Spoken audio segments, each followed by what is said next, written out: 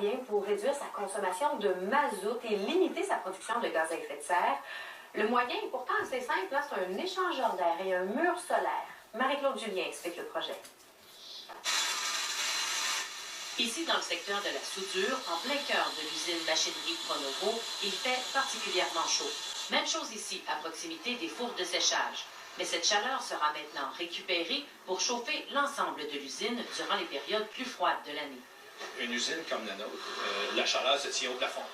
Donc, durant l'hiver, nous, on est au sol, on est froid, la chaleur est au plafond. Donc, c'est toute la question de déstratification de l'air pour descendre l'air au sol, récupérer toutes les productions de chaleur dans l'usine pour s'en servir comme chauffage. L'entreprise a aussi installé un mur solaire pour alimenter en air chaud une autre partie de l'usine.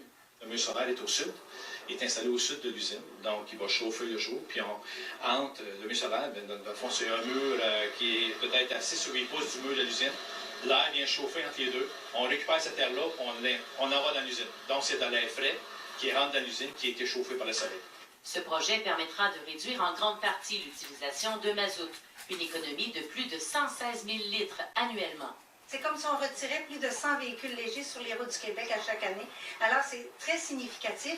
Donc, en améliorant sa performance écologique, environnementale, l'entreprise diminue ses coûts d'exploitation par le fait même et devient plus compétitive. Donc, c'est gagnant sur toute la ligne. Le gouvernement du Québec donne donc une subvention de près de 300 000 $ par l'entremise de son fonds vert pour la réalisation du projet qui coûtera au total 467 000 $. Ici Marie-Claude Julien, Radio-Canada, Saint-Tite.